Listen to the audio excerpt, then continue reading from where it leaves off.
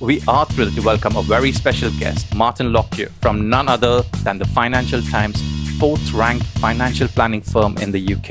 I think if you do things enough, it becomes what you are. You're not consciously, give credit here, give credit here. You might have to start that way, but eventually that becomes how you go about your life. Martin, it's great to have you with us.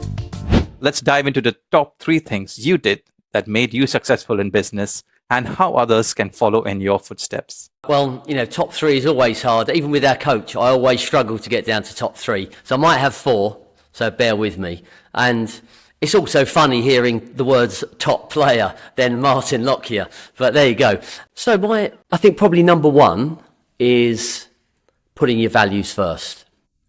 So I think understanding what your values are and then letting them lead your way through business, the ups and the downs.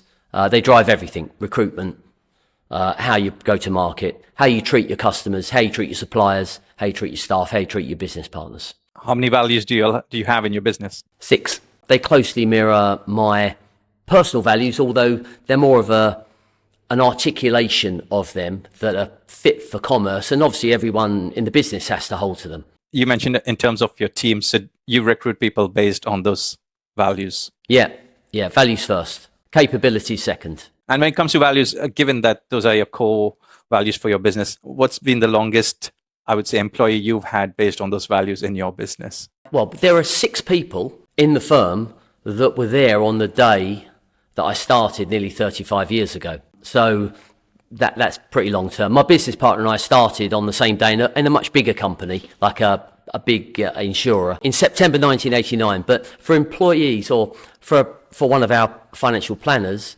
there's a guy called Jamie. I recruited him directly from university 29 years ago. So he's probably the longest standing, if you like, person within Westminster.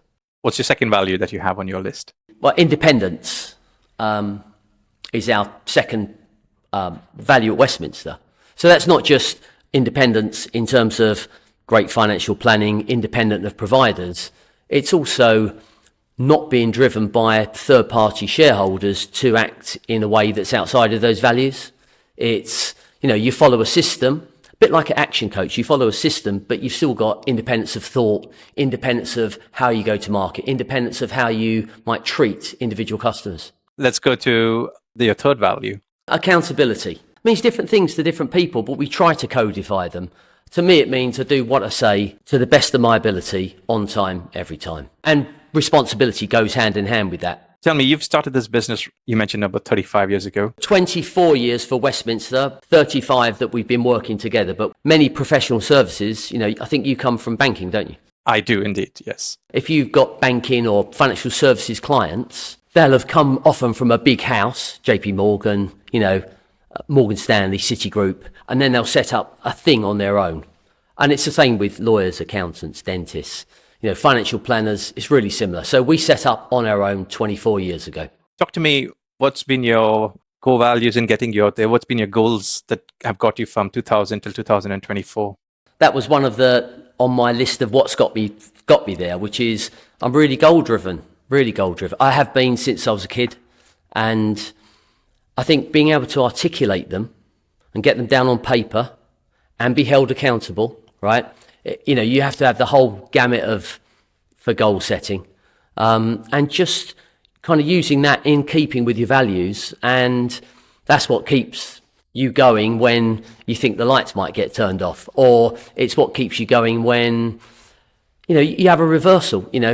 Financial crisis being a pretty obvious one.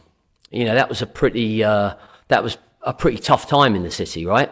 That those 6 to 12 months immediately following that. Interesting point that you mentioned about your childhood. So what's your earliest recollection of goal setting, and what sort of goals were you setting out there? Well, do you know what? They were relatively childish goals, really, because I was a child. But I do have one memory. I was either 10 or 11, and I played really high-level badminton.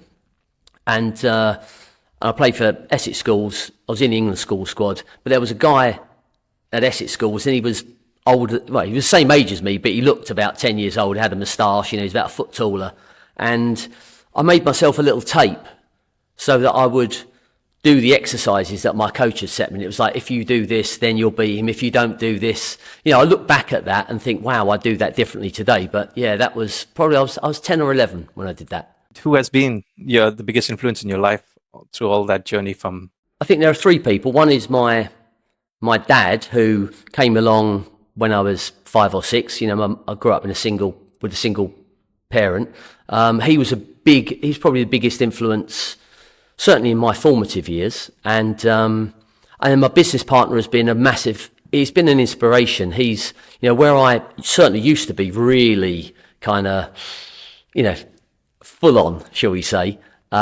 He's just been steady, always reliable, unflappable.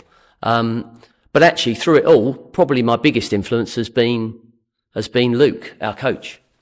He's my best mate, but he's a massive influence at school, massive influence, during those kind of 5 or 6 years between leaving school and we go off and do our own things. And even when I started out financial planning, he was really influential. And as a coach, we wouldn't be here. I wouldn't be sitting here talking to you today, probably, if it wasn't for him. And tell me, lifelong learning, how has that shaped your life? I was a really good student. I was a strong academic. I wasn't a good student. That's a lie. I was academically inclined. I wasn't a good student. There's a difference, right? And that's probably the biggest impact that Luke's had on me. In actual fact, he really rekindled. I probably spent 10 years of just doing. I got better and I learnt more about my trade and I knew about the financial markets and economics. I'm a mathematician, but originally, but I hadn't really become much more. And what Luke did really quickly is, however he did it, he kind of rekindled a love of learning. But more importantly, I could see that learning was directly kind of correlated to the success that I might be able to enjoy. What is the top piece of advice you got or would you give to another entrepreneur? The one I can remember is kill monsters while they're small. I didn't really used to like confrontation that much. I don't seek out combative confrontation. When I get on top of things quickly, I have better outcomes, both personally and for the business and for the person that I'm having that confrontation with. So that was, you don't wait for them to grow up into big monsters, basically. That was really great advice. And that's a wrap for today's epic conversation here on Epic Entrepreneurs. Huge thanks to our amazing guest for their pouring their heart into sharing their journey. If you enjoyed this episode, hit that subscribe button, leave a review, share it, or hit that bell.